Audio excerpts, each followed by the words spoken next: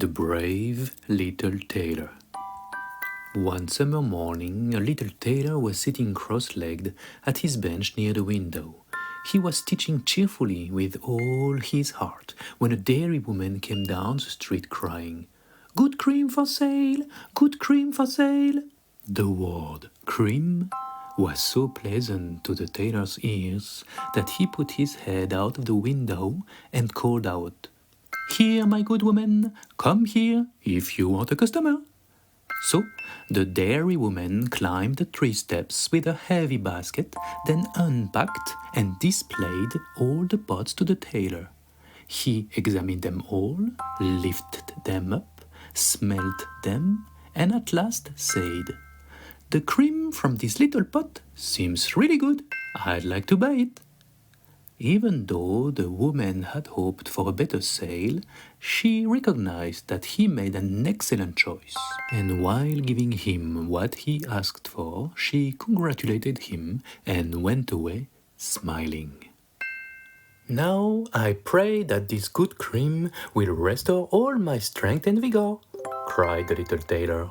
He brought his bread out of the cupboard, cut a whole slice, and spread the cream on it. Looks delicious, but I will finish this waistcoat before I stick my teeth into it." He put the bread down by his side and went on stitching more gallantly than ever, but in his joy, the stitches got bigger and bigger.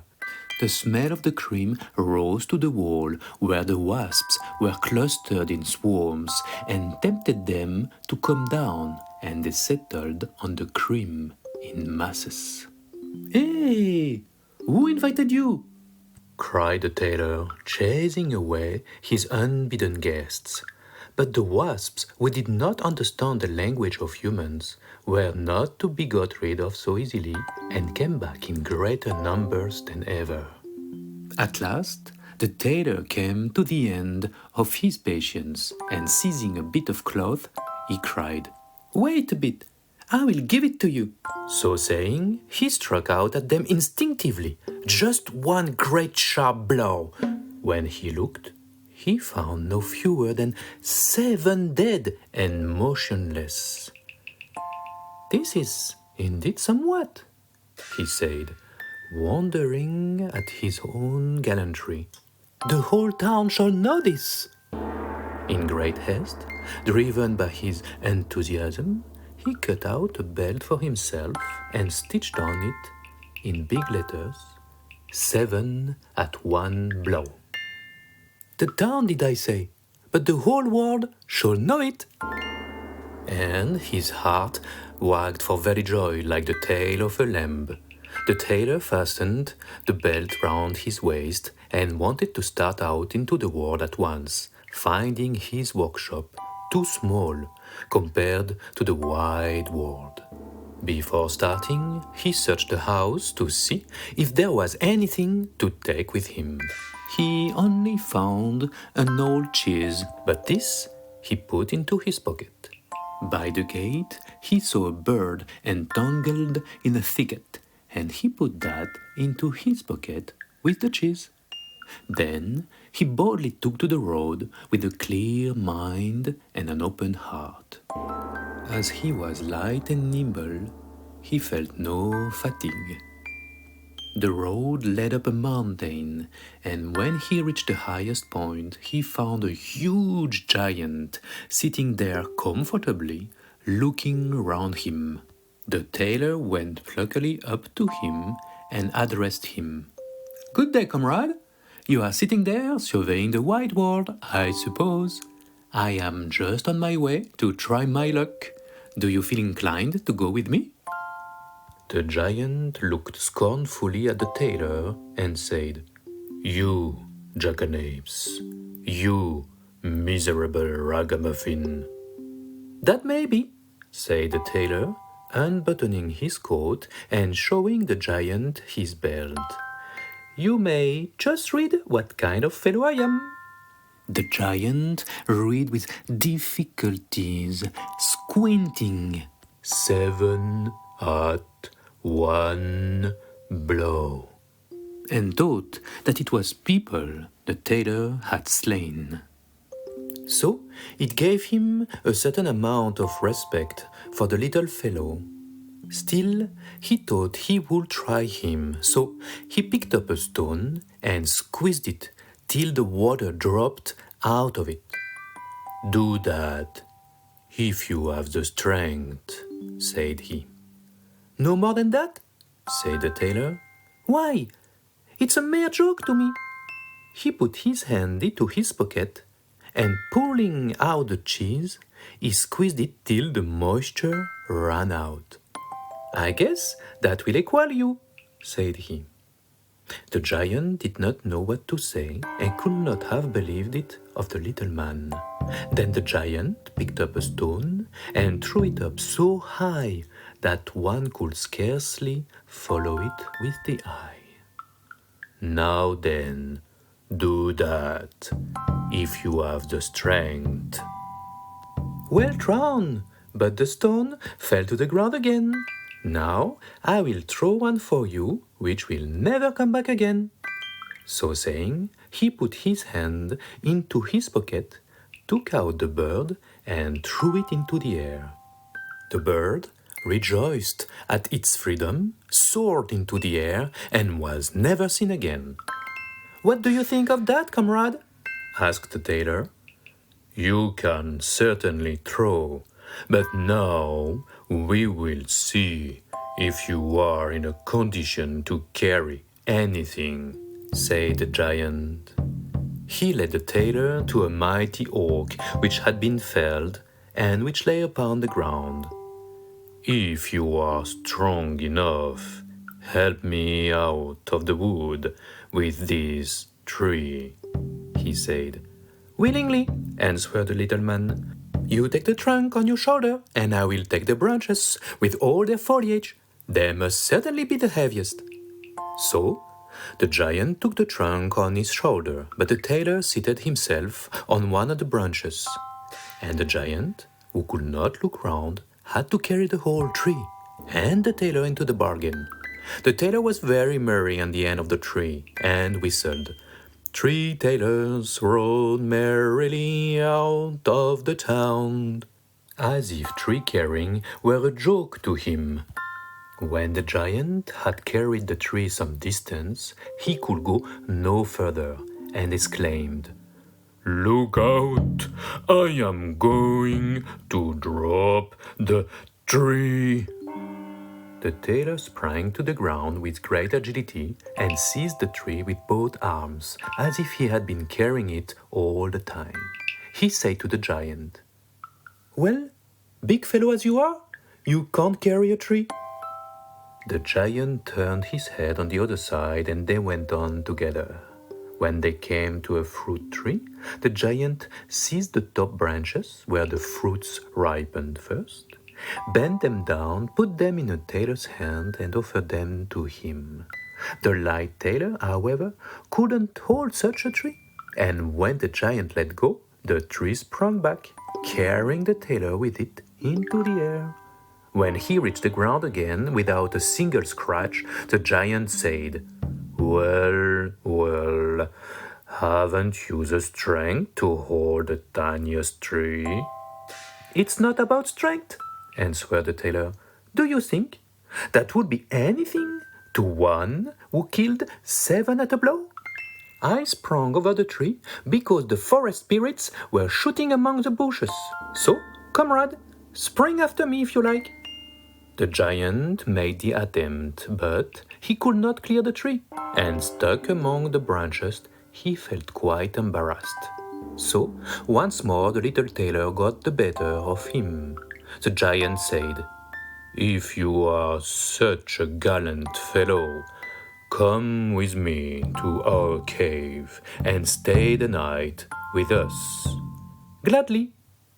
When they reached the cave, they found several other giants sitting round a fire, and each had a roasted sheep in his hand and was eating it. The little tailor looked about him and thought, "Wow, there is way more space here than in my workshop." The giant showed him a bed and told him to lie down and have a good sleep. The bed was much too big for his little body, so he did not stay in it, but crept comfortably into a corner. At midnight, when the giant thought the tailor would be in a heavy sleep, he got up, took a great staff of iron, and with one blow crashed right through the bed, and thought he had put an end to the grasshopper. Very early in the morning, the giants went out into the woods, forgetting all about the tailor, when, all at once, he appeared before them, as lively and merry as possible. They were terrified, and thinking he would strike them all dead, they ran off as fast as they could. So the little tailor marched on, always following the inspiration of his good heart. And after he had gone a great way, he entered the courtyard belonging to a king's palace, and there he felt so overpowered with fatigue that he lay down and fell asleep. In the meanwhile came various people who looked at him very curiously and read on his belt, 7 at one blow? "Oh," said they, "why should this great lord come here in time of peace? What a mighty champion he must be!"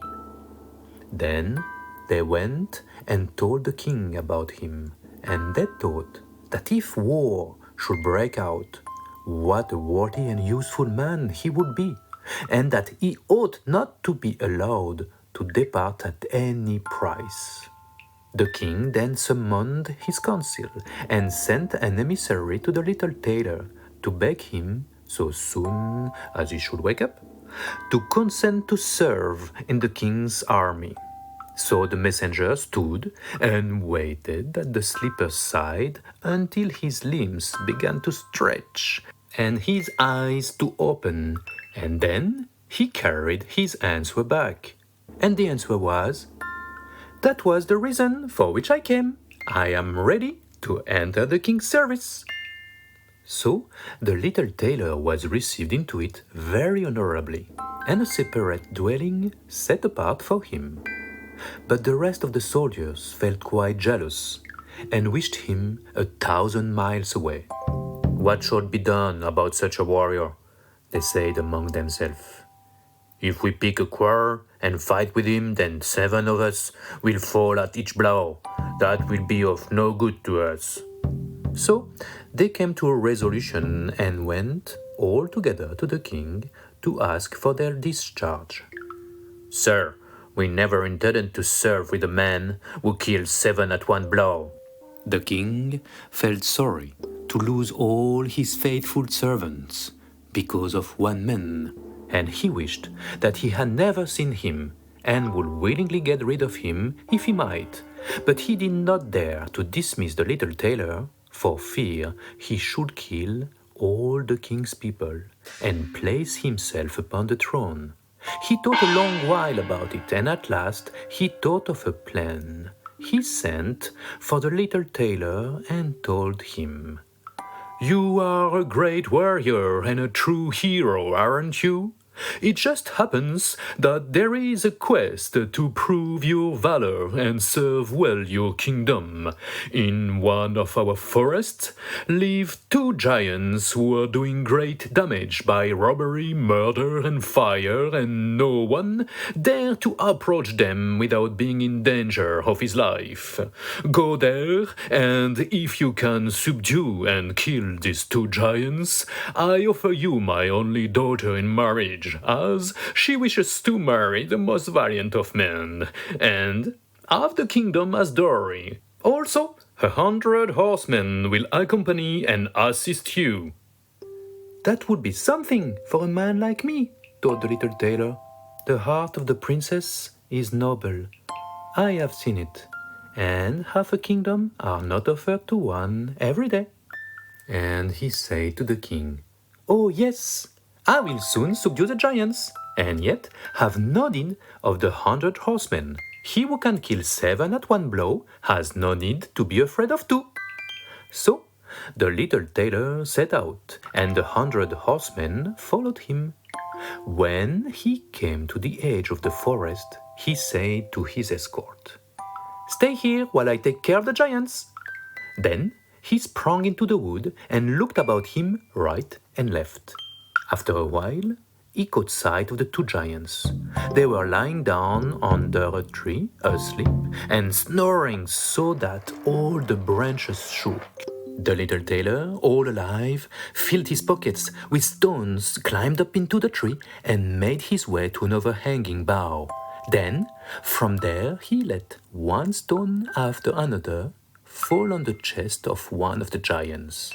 For a long time, the giant was quite unaware of this, but at last he woke up, pushed his comrade, and said, "What are you hitting me for?"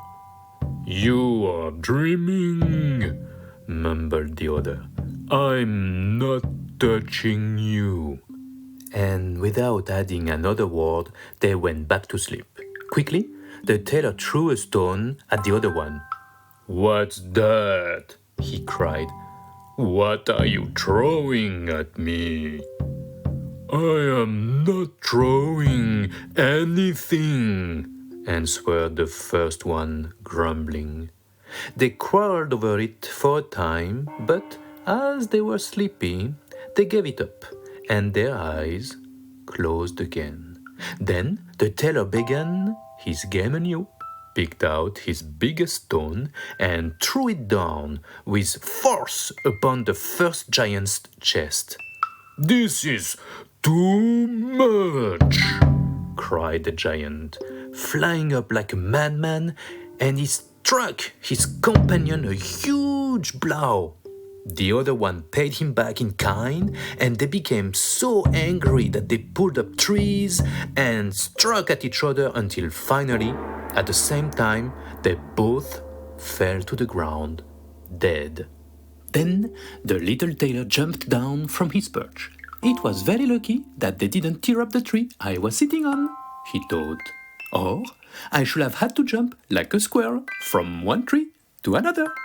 Then he drew his sword and gave each of the giants a few hacks in the chest to show that he had killed them, and went back to the horsemen and said, "The work is done. I have given both of them the finishing stroke, but it was a difficult job. In their distress, they tore trees up by the root to defend themselves, but it was of no use. They had to do with a man who can kill 7 at one blow." "Are you not wounded?" asked the horseman. "There was no danger," answered the tailor. "I didn't turn a hair." The horseman would not believe him and rode into the forest to see. There, right enough lay the giants in pools of blood, and all about them the uprooted trees. The little tailor claimed his promised reward from the king, but he, in the meantime, had repented of this promise, and he sought again how to rid himself of the hero. "You must perform another heroic act before getting married to my daughter and obtaining the half of my kingdom. There is a unicorn which runs about in the forest doing vast damage. You must capture it." "I have even less fear of one unicorn than of 2 giants. 7 at one blow, that is my way." So, taking a rope and an axe with him, he went out into the wood and told those who were ordered to attend him to wait outside. He did not have long to wait. The unicorn soon appeared and dashed towards the tailor, as if meant to run him through with its horn on the spot. "Softly, softly," he said to himself, "hasten slowly." He stood still and waited till the animal got quite near, and then he very nimbly dodged behind a tree. The unicorn rushed at the tree and ran its horn so hard into the trunk that it had not strength to put it out again, and so it was caught. "Now I got you," said the tailor, coming from behind the tree, and he put the rope round the unicorn's neck. Then he took the axe, set free the horn, and followed by his whole escort, brought the animal to the king. But the king did not yet wish to give him the promised reward, and asked him to fulfill a third quest. "Before any wedding can take place, you must capture a wild boar which causes great havoc wherever it goes. My huntsmen will accompany you." "All right," said the tailor. "That will be mere child's play." He did not take the huntsmen into the wood, and they were well pleased, for each time the wild boar had received them before, it was in such a way that they had no fancy to disturb him again.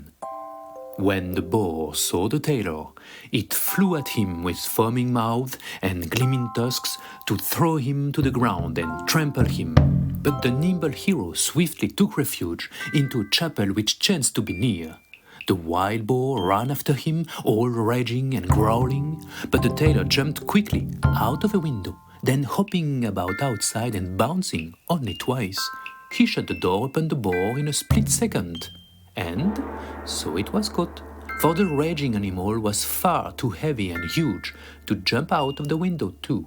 The little tailor called the huntsmen so that they could see with their own eyes that he had completed the requested task.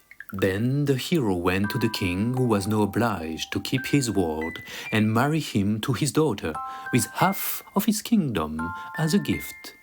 And that's how, out of a tailor, a king was made. The marriage was celebrated with much magnificence, but there was little joy in the king's heart, and his daughter was still doubting the nobility of the brave hero. After some time living together, the young queen came to appreciate her husband's lively wit, kindness, and noble heart, but despite all his fine qualities, it seemed to her that something was still a bit off.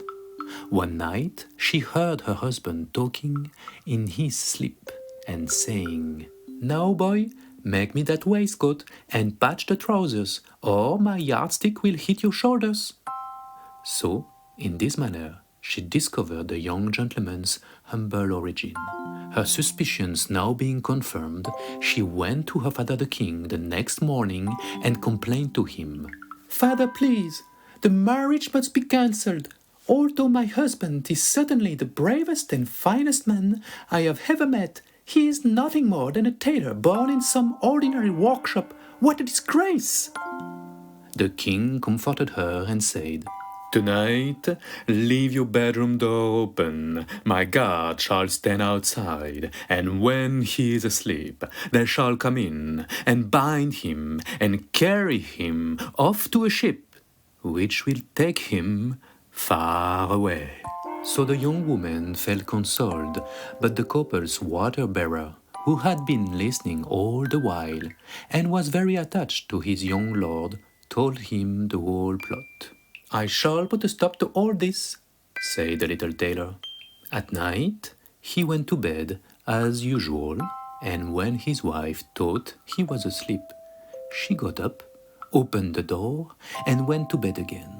The little tailor, who had only pretended to be asleep, began to cry out in a clear voice, "Now, boy, make me that waistcoat and patch the trousers, or my yardstick will hit your shoulders. I have slain 7 at one blow, killed 2 giants, led captive a unicorn, and caught a wild boar. Should I be afraid of those who are standing outside my bedroom door?" When they heard the tailor speaking like this, a great fear seized them, and they ran away as if wild animals were after them, and none of them would venture near him again. The father finally recognized the fine qualities of this young man, and his daughter felt happy in her heart to be married with such a noble and brave being, whatever his origin or background. So the little tailor, all his lifetime, remained a king. It was the Brave Little Tailor from the fairy tale by the Brothers Grimm, adapted and told by Relax Petso. Thank you, and thank you to all the children.